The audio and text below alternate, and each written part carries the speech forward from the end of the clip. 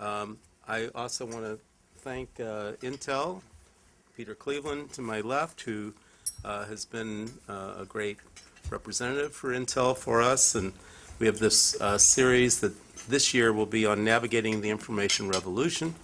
And this is, I think, a very important part of it. We now think about, when you think about the information revolution, you think about mobile, you think about social, you think about the cloud, and you think about big data. Those are sort of the trends that we now, I think are really crucial in thinking about all this. So we're going to be very interested to talk about it today. But first, and Walter introduced David, but David, maybe you could give us a few welcoming remarks from and introduction from Intel. Great. Thank you very much, Walter. And Charlie, thank you for introducing me and for moderating our discussion today. And I'm particularly pleased to hear from Ken and his remarks that he's going to be sharing tonight. As Walter and Charlie both stated, this is the latest in a series of talks that's been happening that Intel has been involved with on the innovation economy, particularly for how the innovation economy can continue to foster the developments that we see in technology and in business models, and at the same time to spur economic growth. So I think it's timely that we talk about the transformative impact of the use of data on both business and society, and how that is influencing both the economy and the lives of individuals.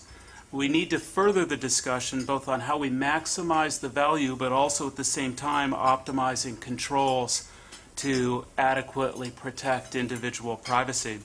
So at Intel, we view big data as the realization of decades of investment that we've made in hardware and software innovation. We're continuing on the path to cheaper storage, smarter devices, better algorithms, and the increased ability to implement lessons that are learned from the correlations between data elements. We also foresee an evolved privacy regulatory environment which we hope will focus on appropriate and accountable use of that data. So I'm very much looking forward to the conversation and enlisting all of your help in further developing it, and I want to turn it back to Charlie. Thank you.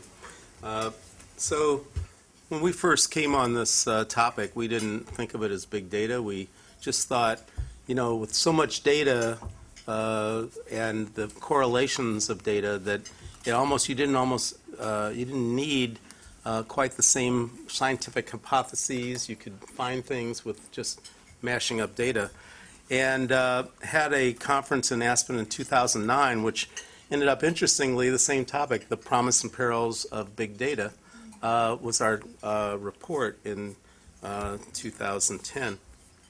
And we explored this issue, and we're very grateful that actually Ken acknowledged our Aspen program in this terrific book that you will get a copy of, and I highly recommend. It's actually New York Times bestseller, and worth your perusal or your reading.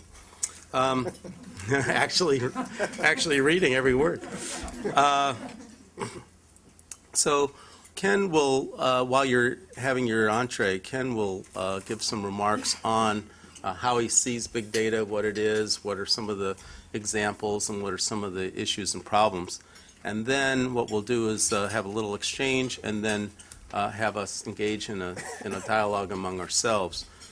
So I think rather than go and introduce it from my end, I think you're the expert. He's, as you know, Ken is the data editor of The Economist. He previously was the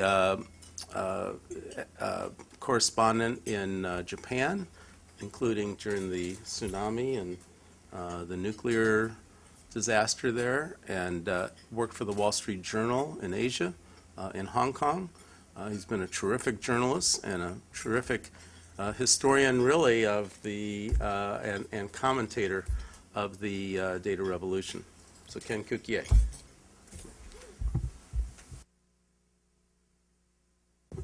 Thank you, Walter. Thank you, Charlie, for that very generous introduction.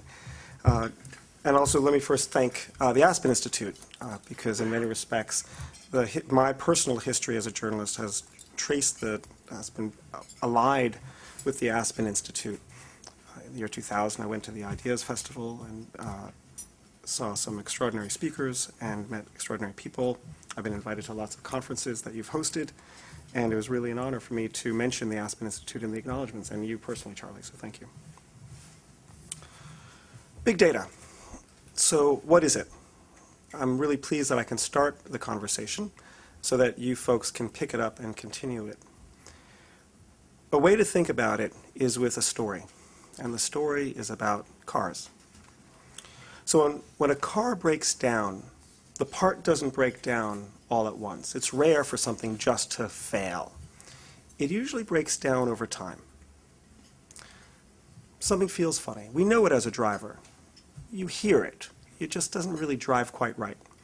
Now, if we throw sensors throughout the engine, we might be able to pick up in a quantified way what the problem is. We might not actually know what the problem is, but we might know that there is the existence of the problem. For example, it could be a heat sensor, and we'd see that the heat is not in the normal band or the normal range of saying that the part is fine, but in fact that something is going amiss. It might be detecting the vibration. That might be off.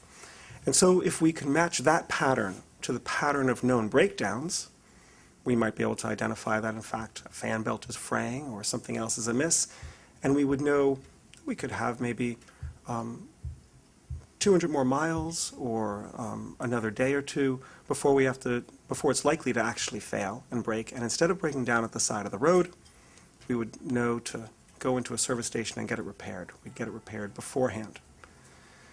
This sounds pretty good, sounds pretty neat. It's been happening for years. It probably doesn't happen in your car, but large fleets of vehicles to which a breakdown really matters, I'm thinking of things like UPS and FedEx, all use this technique, and it's called predictive maintenance. Okay. Now think of healthcare. Think of breakdowns of the human machine. Okay. What does it look like today if you go into a hospital? They will attach you to lots of wires and lots of sensors. They will collect lots of data, and they will throw it out. And they just won't use it. And it is sort of like a pilot flying without a map, or a scientist trying to do a new experiment as if he has amnesia every single day. Okay, it's not as bad as that, but we're still not using data. Researchers in Canada have a different approach for premature babies. This is what they're doing. They're collecting 16 flows of real-time data of the vitals. This is respiration, temperature, blood oxygen level, you name it. It's over 1,000 data points per second. And with it, in their research, they've been able to spot the onset of infection in premature babies 24 hours before full-blown symptoms emerge. And by detecting the onset of infection earlier, they can treat it with less dosage of medication. They can react to it when they find out it's improving or if it's not, and take steps, and hopefully save lives. In a way, this is what big data is. The data is more data than we've ever used before. It's more. The data also can be messy, right? Those pristine, clean, highly curated data sets of yore that we made decisions on, now we find that there's a trade-off, that when we can use vastly, vastly more amounts of data, we can forego our devotion to cleanliness and clean data and accept some messiness. And thirdly, we put our trust in these correlations. We may not know the causal mechanism at play, the biological reason why there's an infection cropping up. But by having the correlation that there's likely an infection, we can take steps to stop it. We found that knowing what, not why, can be good enough. So big data. 2 or 3 years ago, when I started thinking about big data and started talking about it publicly, I found that I had to, in a way, educate people to what big data was. The label is deeply imperfect, so let's first dispense with the fact that it's big, and it is, of course, data. Let's accept the imperfection of the label. The web isn't really a web. It's a hub and spoke network, really. The cloud isn't really in the cloud. So too, big data, it's not just the volume of the data. It's a lot more than that. And I think the term is going to blur, and there's going to be really no one concrete definition. And that's probably a good thing, too. If we were to try to define the web in 1995, we'd come up with one definition. In 2003, it would be another. 2003, we certainly wouldn't have mentioned Twitter or Facebook, and today these look like the infrastructure of the internet. So too today, it's different. Big data is an amorphous term, but a useful one to encapsulate the changes. So what are these changes? What does it mean to have more data than ever before? This is a good moment to think about it, because this is June, and last April, just 2 months ago, was the 10-year anniversary of the Human Genome Project. So in 2003, about a dozen nations of the world had sequenced the first human genome, all 3 billion base pairs. And by doing that, they had spent roughly $1 billion, and it took them a decade. Today, we can sequence the human genome. A single facility, a single lab can do that in about 2 or 3 days at a cost of about $2,000 or $3,000. So just think about that for a second. We hear these numbers always swoosh by us, and I don't think we actually stop and think about what it means in terms of the magnitude of the changes. A decade, $1 billion. 2 or 3 days, $2,000 or $3,000. It is clear that the era of personalized medicine, tailored to our individual specific genotype, is really in front of us. It is how we are going to live and increase our life, and it's going to be how our children do as well. To understand big data, let me suggest that although bigness is not the only feature of it, it's a good place to start to think about it. Although there's no one technology that encapsulates big data, there is a dimension that I think it's useful to know about, and it's called machine learning. Okay. The story of machine learning starts like this. In the 1960s, a computer scientist at IBM liked to play checkers. His name was Arthur Samuels. So he wrote a computer program on this old, huge tape machine called the 701 that played checkers. But in his program, he wrote it with a little twist. At every single time that someone made a move, the computer would score the probability that a particular board configuration was likely to lead to a winning board or a losing board. So by doing so, the checkers program would be able to identify what a good move was relative to a bad move. Arthur Samuels left the machine to play itself. By playing itself, it collected more data. By collecting more data, it improved the mechanism by which it scored the probability that a board would win or lose. And when Arthur Samuels got back to the machine, it now could beat him in checkers. He had built a machine that could do better than him. So how do you think Google has created a self-driving car? Is it because the algorithms are smarter? Is it because the cost of memory has fallen? Processors are faster? Or have we become better at enshrining all the rules of the road into software code? No, no, no, no. All of those things actually are sort of yeses. They sort of help a little bit, but they don't get you very far. We have self-driving cars because we've transformed the problem from one of trying to teach the computer how to do something to turning it into a big game of probability. Mathematics, it's stats. It's basically saying, here's a lot of data, you figure it out. Right? So with more data, you might be able to find out that this is a traffic light, that this traffic light is red and it's not green, that this is a car that's going to pass me. It's now swerving into my lane. I need to slow down. We transform the problem. So computer translation. When we tried to teach a computer how to translate, it didn't work very well. When we transformed the problem into one of stats and fed into the computer translations of French and English, it did very, very well to learn what a word in one language was a useful substitute in another language. But even then, when IBM did that in the 90s, it very quickly reached a threshold where it just couldn't get much better. And so it didn't seem like statistical machine translation, as it's called, worked. And then about a decade later, Google stepped in. And instead of using millions of pages of documents with which to improve the system, it used billions. It used everything it could get its hands on because it availed itself of the World Wide Web. Corporate websites, translations from its Google book scanning project. Again, more data, messy data, and simple correlations. And now Google has a very good machine translation system in over 60 languages. Okay.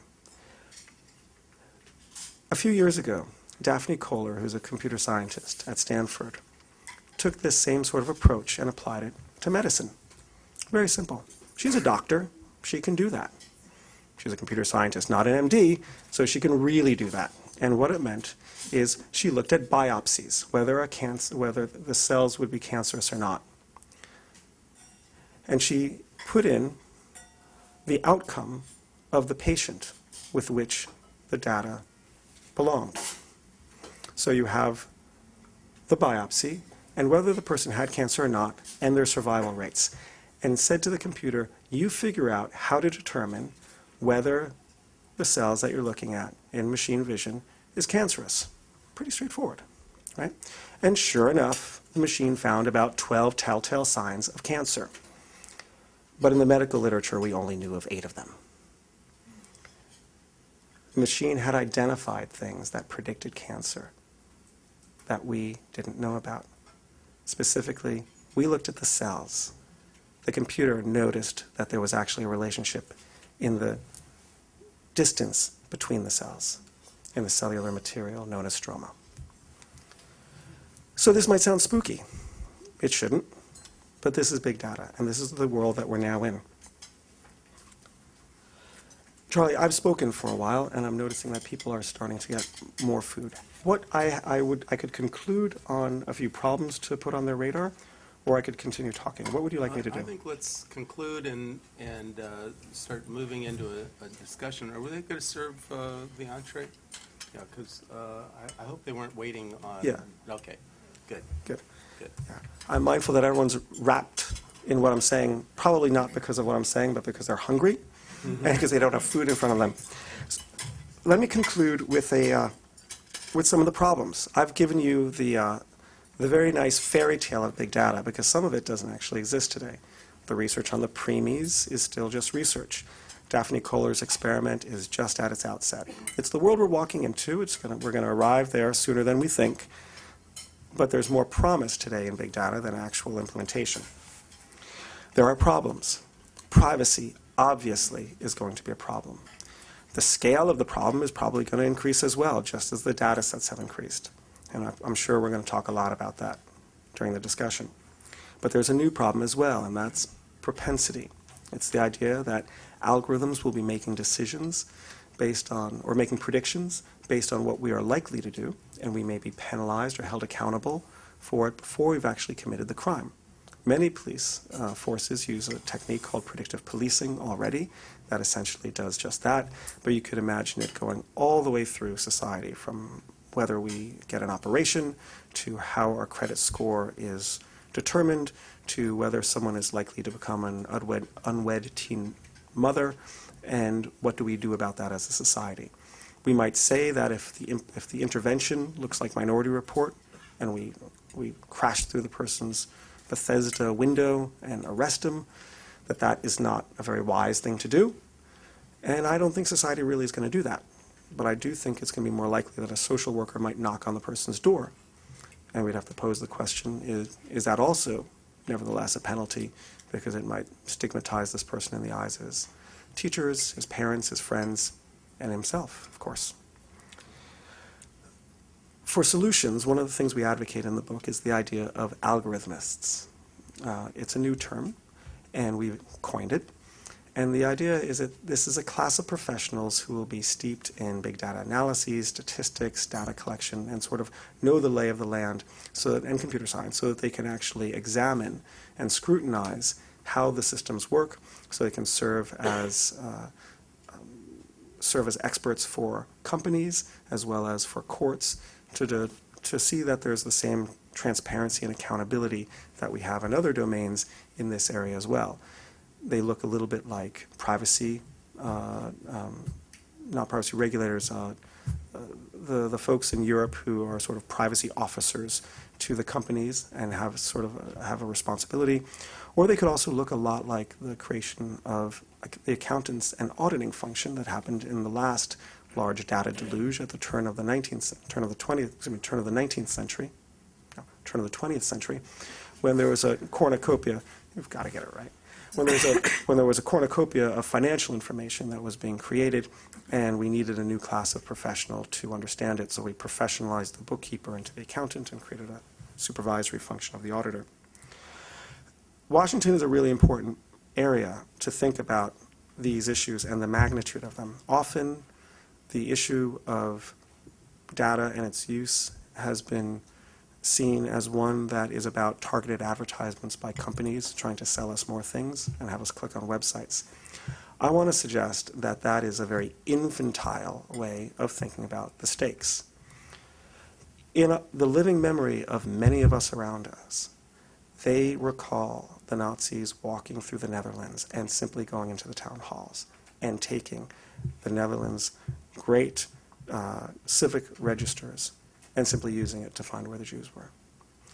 They recall that in this very city, we took Japanese Americans, and under the fiction of not disclosing who they were, the U.S. Census Bureau gave block addresses, and those themselves were interned. And likewise, the original tattoo for people who are going to concentration camps used the numbering schemes of the Hollerith system from IBM. It is to say that data processing has been used to abet very ugly ends. We do know that the amount of data that's being collected, not just from business but from government, gives enormous power and increases the asymmetries. And we, as a society, need to have a responsible debate about this in terms of how do we want to be governed? And what protections do we want for civil liberties and for freedoms? I particularly think that in America we have to have that debate in a much more rigorous fashion than others, because we're watched by others and because the birth of our nation was on these very, very themes. And I also think that we have institutions like the Aspen Institute to bring people together and to have very frank conversations. I'm proud that I could actually help initiate that tonight. In conclusion, it is clear that the data is always imperfect. It's always incomplete. Data is not reality in the same way that a map is not territory. And for that reason, it's certain that as we embrace the big data era and all of the great things that we can get from it, we need to do so with humility and humanity. Thank you. Thank you. What we're going to do is I'll just ask a few questions. Hopefully we'll get dinner served shortly. And then we'll open it up and have a dialogue among everybody. But let me just try to expand on, or have you expand on, a couple of issues, and that at least I've had going along. When we first looked at this, as I said, 2009, we were just at the throes of the financial crisis. And one of the issues that came up was, gee, if we only had massive data and open analytics, we could actually solve some of the risk problems. I don't know if you've ever looked at how could big data actually be used. Right now, we think of, that we're at the behest of the big traders and, who are using data to arbitrage, by the second, but what I'd like to do first is sort of get into, are there some very good big data uses that are ahead of us if we kind of opened it up and had open data and big data, and then look into some of the problems and then some of the solutions. And that's how I'd like to also have us have our dialogue. But so I have two major questions. That one, but secondly, a lot of things are anonymous. We protect anonymity, but it's also suggested that through big data you can unanonymize somebody, that you can find out who they are through just correlations, and it's not all that hard. So I'd like to also get into that. But you could start off with the financial world. Might we have, if big data were accelerated a little bit and we had a little more open analytics and a lot more transparency of data, might we have actually avoided some of the major problems we've had in the financial world? Great question, Charlie. I don't think so, and I'd love to hear what other people have to say about that as well. But I actually think that the interesting thing about the financial crisis is the interconnectedness and the speed, and the vulnerability, the fragility that we had, and the degree to which it was unexpected. And the funny thing about things that are unexpected is that you can't plan for it. There are certain things that are, if you will, black swanish. And I don't think that just by simply having more data that we would have necessarily been able to spot it. In some ways, what we do know in retrospect is that it was open in plain sight, right? Many of us had gone to meetings with regulators, I know I did, insurance companies, who were insuring against losses like this. Many of us had were simply aware of what the New York Times was reporting prior to this, knowing that housing prices were on a rocket, and computer programmers were developing risk models that had very short time horizons in looking back into history. And still we had this problem. And it surprised us. And if you remember, the origin of the financial crisis happened in such a weird area. Okay, just to remind us of this recent history. The financial system is vast. It's one of the most complicated, interconnected things in the world. And subprime mortgages in the United States, and particularly in Florida and California, was just such a small little iota of that. Now, who would have thought that German Landesbanks were totally overexposed to U.S. subprime mortgages, right? Europe is trying to, Greece, looks like it's going to be orbiting off of Europe because of this one small area. And it was because we didn't see all the interconnectedness of what then became a credit crunch and then became a jobs crisis, right? So I don't think there's going to be a certain class of problems that you're just never going to be able to predict and see, and this is, I think, is a classic example of it. So I guess my point was, if you had much more transparency of what everybody had, what everybody was holding, what everybody was doing, the derivatives, that people who were in there analyzing might have actually identified that very thing. True. I think the systems, the answer is yes, but it's also really complex. I think we would have staunched subprime and something else would have cropped up. But ultimately you are right. For me, one of the most resonant moments of the financial crisis, I was in Tokyo for it and I was watching it unfold there, was when someone explained to me, I have to find out what my counterparty risk is to Lehman Brothers, but the problem is there's no such thing as Lehman Brothers. Lehman Brothers is 8,000 different entities. How am I supposed to know what my counterparty risk is to it? So yes, there would be, I think we would, if we had more transparency, it wouldn't have in this. I don't think as a society we'll ever get to the point that we'll be able to sort of see it all. So although we would have found the right way to regulate one thing, something else will crop up. Okay. Then the second point was on anonymity. Can we really have anonymity? It's been said that if you know a few things about somebody, just where they've they've gone on the internet, but they've ordered a certain movie, and they've written emails in a certain way, that you can basically identify, or the big data people can identify people who are trying to become anonymous. Do you have any insight or knowledge about that? Maybe. There's certainly been cases of it, but the interesting thing is that you have a data set of 250,000 people and you see 3 or 4 cases. You don't see all 250,000 who have been de-anonymized. So to me that suggests that it's a problem, but it might be a problem that we can either deal with or learn to live with, in the same way that we can say that nuclear power has a lot of serious problems. I know it personally firsthand. But we can build in systems and structures to prevent the worst. It still means that we're going to have accidents, but it doesn't mean we're not going to, in this case, have nuclear power. So too, I would think that to prevent the sharing of information, if it's particularly valuable information that can help people and lead their lives better, I'm thinking in particular healthcare information, on the grounds that de-anonymization is possible, means that we need to make make it very difficult to de-anonymize the data, even though we know it's theoretically possible, so that we can actually use the data and get the findings from it. Okay, let's get into some of the issues then.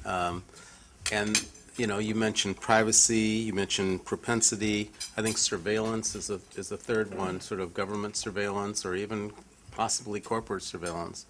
But I'm going to start with privacy, and if there's one area that just screams out in the big data world, it's that by correlating so many different things that we do, from our cell phone, from our credit cards, from our transactions, that so much more is known about us than we are comfortable with and that we can control, that it raises a different level of privacy concern. We have at least 2 people here who are privacy advocates and experts. I'll just point to Julie Brill, who is a commissioner on the Federal Trade Commission, and privacy, I think, is probably the area that she's most known for on the commission, and Mark Rotenberg, who is the president of the Electronic Privacy Information Center, and is a great advocate for privacy. So I don't know if either of you want to come in, and what we'll do is, when you do speak, you need to press the microphone. So Ken, I'm Julie Brill, and I really appreciated your presentation. I actually just had the pleasure of being at a conference last week with your co-author. Victor gave a presentation along